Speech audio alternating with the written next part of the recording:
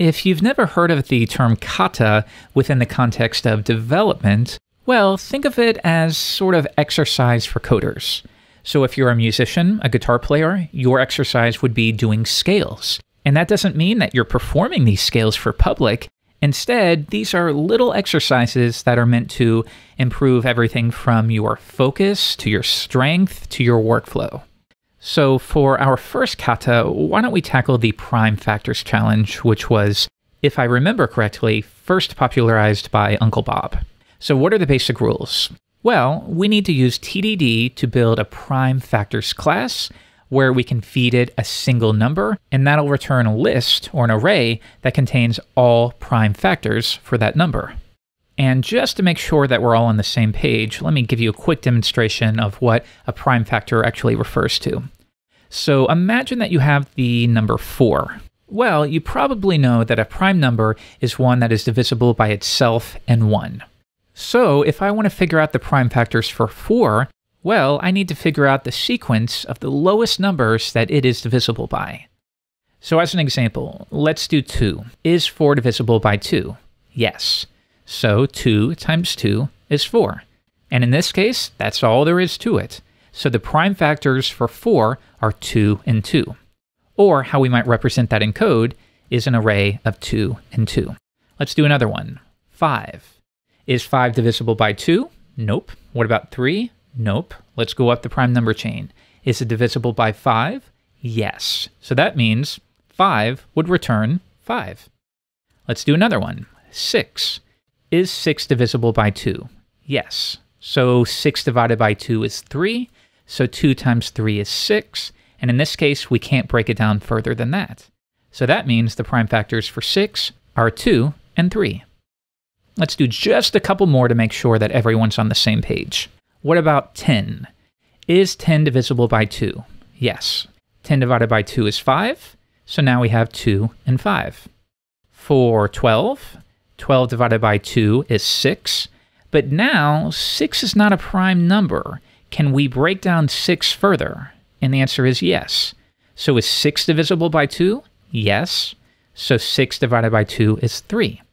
So now we can see that the prime factors for 12 are 2 times 2 times 3, or 2 squared times 3. Finally, let's do one more larger one, and then we'll get going. 50. Or how about 100? All right, let's start with 2 again. Is 100 divisible by 2? Yes. So that's 2 times 50. Now we can, of course, break down 50 further. 50 is divisible by 2, so that would be 2 times 25. And then we can do 25. Now, 25 isn't divisible by 2 or 3.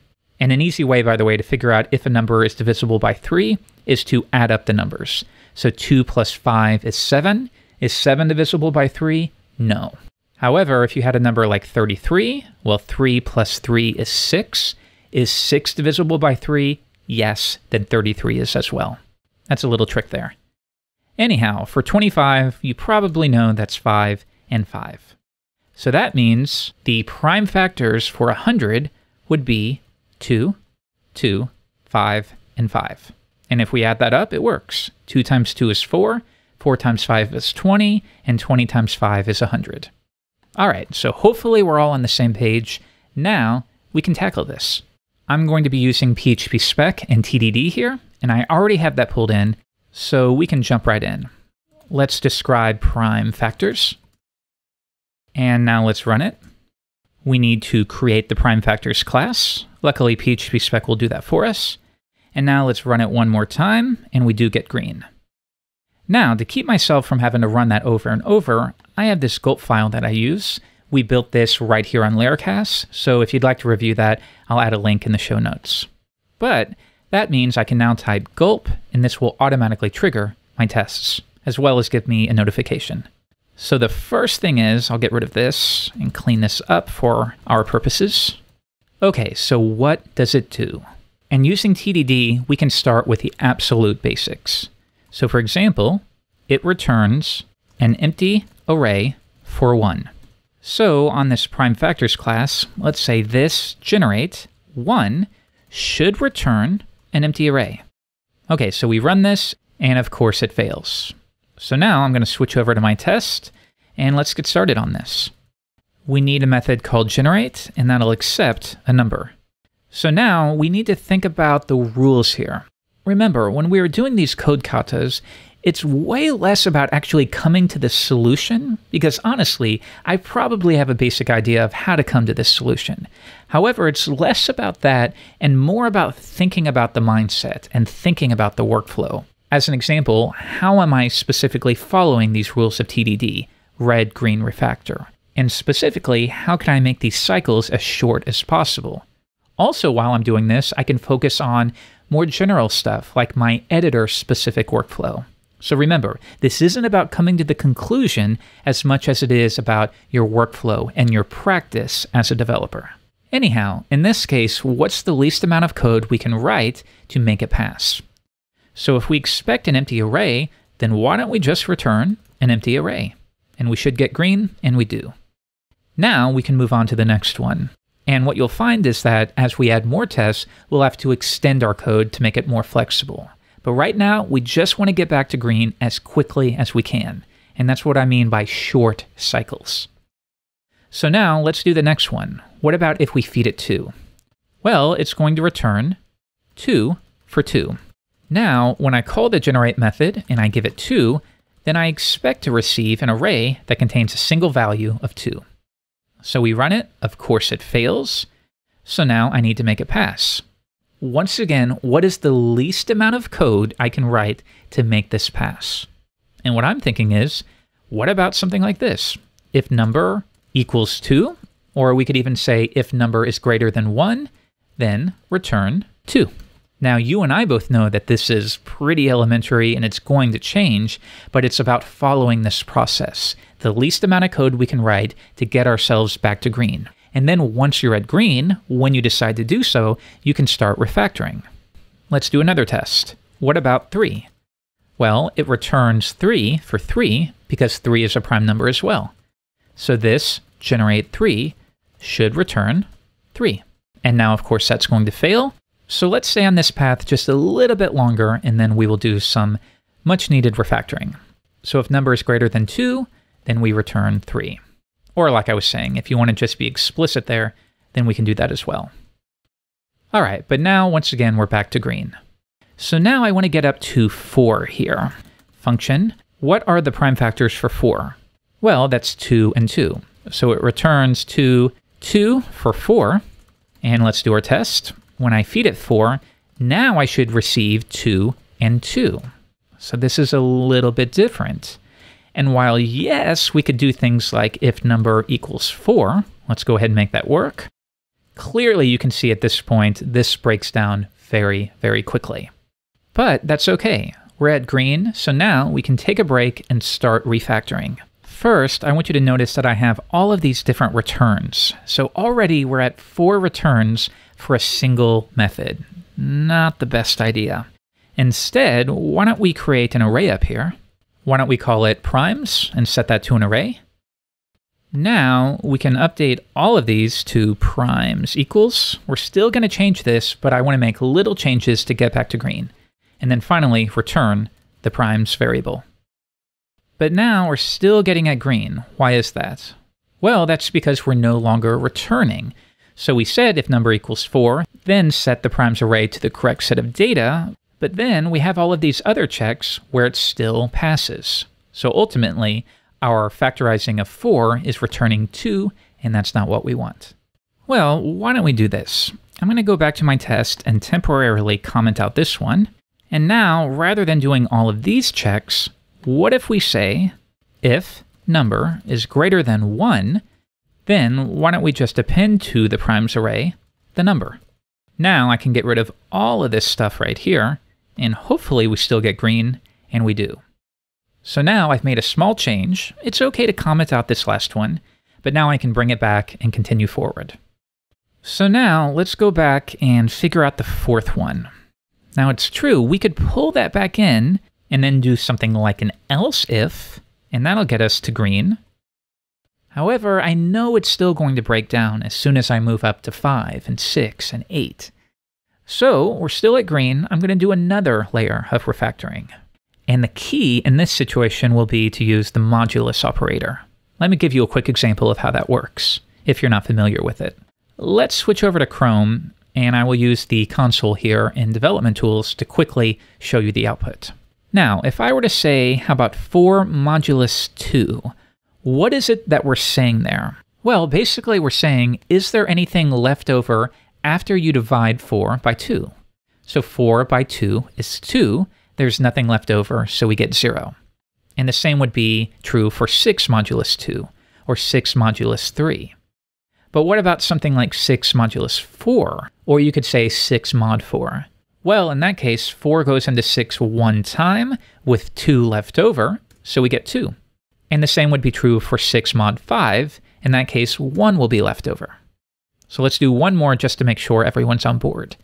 12 mod 2 would be what? Well, is 12 divisible by 2? Yes, so we get 0. 12 mod 3 is 12 divisible by 3? Yes, so we get it again. The same will be true for 4. But now 12 is not divisible by 5. So 5 goes into 12 twice with a leftover of 2. And that's what we get. So now that we have a simple little equation to figure out if a number is divisible by 2 or 3, we can take advantage of that. Let me show you. Let's say if the number provided, mod 2, equals 0, then we know the number provided is divisible by 2, so we can add 2 to our primes array. So I can say primes equals 2. Now this is going to still fail. Let's see why. Well, we have 75% passing, but it's failing on this one right here. So we expected to get 2, 2, but instead we just got 1, 2. So why is that? Well, let's try it out. Imagine that we feed this number 4, and I'm just going to update all of these to make it more readable. And we begin by saying, if 4 mod 2 is 0, it is. Then we add 2 to our primes array, and then we immediately return the primes array. So that just returned 2. Not what we want. So it sounds like what we need to do here is change this from an if to a while statement. Something like while the number provided mod 2 equals 0, then we want to add 2 to the primes array. However, we need some way to reduce this. So what if we tried this? Number and divide it by 2. Now I can bring this back right here. And we're back to green. So what happened here? Well, we fed it 4. 4 is divisible by 2, so we added 2 to the primes array. But now we want to break it down and divide very much like we did in the example at the beginning of the video I showed you. So now I'm saying take that 4 and divide it by 2 and assign it in the same process. So now number is equal to 2. Then we run it again because we're in a while statement. Is 2 mod 2 equal to 0? Yes. So now we add another 2 to the primes array, which means this is now 2 and 2. Finally, we divide 2 by itself, and that brings us to 1. Is 1 mod 2 equal to 0? No, so we're done in the while loop. Now we just have our final check. Is the number greater than 1? If so, then set that equal to the number and return the primes array. And we get green. Now, we're going to keep working on this, but why don't we move on to the next test? So we have 4. What about 5? Well, it returns 5 for 5. So this, generate 5, should return an array with 1 item in it. And check it out. That one just works right out of the box. Let's do another one. 6. It returns 2, 3 for 6. Now, if I generate 6, I want that to return 2 and 3. And that returns green as well. Now, let's do another one. How about it returns, we're going to do 8 here. So 2, 2, and 2. Those would be the prime factors for 8. And let's say this generate 8 should return an array that contains 2, 2, and 2. Now, we're starting to get cocky here, but be careful. Let's try 9. The factors for 9 would be 3 and 3. So 3 and 3 for 9. And if I call generate 9, then that should return an array of 3 and 3. But now we run it and crap, it fails. So let's check it out. So we tried to run this and we expected an array of 2 items, but we just got 9. So we just returned an array that contains 9 in it. Clearly that's not what we want. So we need to fix this. What's the problem here? Well, we get to 9 and we say, Is 9 mod 2 equal to 0? Or is 9 divisible by 2? No, it's not, so nothing here fires. And then we say, is 9 greater than 1? Yes, so just set the array to 9 and return it. Not the correct thing to do. So how can we fix this? Well, here's what I'm thinking. So why don't we grab this 2 here and extract it to a variable, and we could call this anything from candidate to divisor, whatever you think is most readable. But candidate is pretty common here. All right, so now I can update these 2 as well. And our tests are still failing, but only because I need to refactor a little bit. So I'm going to comment that out to bring us back to green, and that way I have a little more confidence that the changes I'm making here aren't breaking any code. So what exactly have we gained here? And right now, not really anything. Candidate is still equal to 2.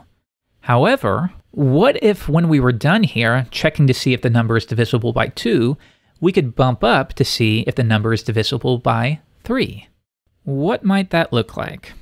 Well, let's see. Right now, don't worry, we're still at green.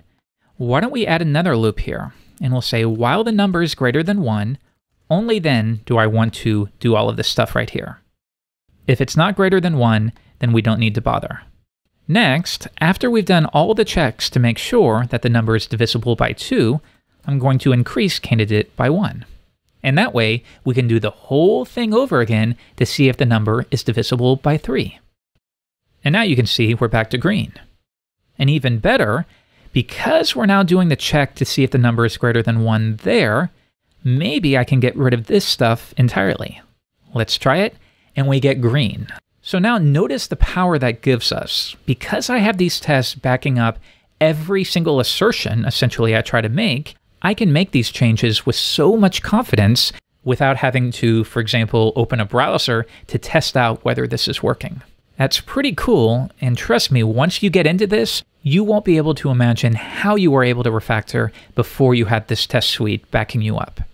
So now we're at green, so I'm going to bring back this test, and if we run it again, awesome. So this refactoring has made our code that much more flexible. Even better, I'm thinking that basically our algorithm is done, other than some last-minute tweaks. So let's use our class to factorize 100 like we did at the beginning of the video. It returns 2, 2, 5, and 5 for 100. And if we try it out, hopefully we'll get green. 2, 2, 5, and 5. Run the tests, and we get green. Good job. So now we're sure that the algorithm works. At this point, if you want to do some final tweaks, we can do that. How might we improve this just a little bit? Well, this candidate plus plus, that's sort of a dead ringer in my mind that we might need to use a for statement instead. So how about we begin up here? We want candidate to equal 2, so I don't need to initialize anything. And then, as long as number is greater than 1, then let's increase candidate by 1. So now I can get rid of this entirely, and if I save it, yes, I'm still at green. Next, if I have a place to initialize candidate, why don't I just do it right here, and then I can remove that line entirely. Save it, I'm still at green. Finally, I'm thinking for the second while, the same might be true, because we're basically checking for a condition, then doing something, and then finally adding, like we did before, or in this case, dividing a number. So maybe I can change this to for. There's no initialization, so I'm going to say as long as number mod candidate equals 0, then number divide equals candidate. And I can remove this line entirely. I'll save it, still at green. And you know what? I think that's about as good as we can hope for. So I add my doc blocks, and now you've used TDD to solve your very first code kata. Congratulations.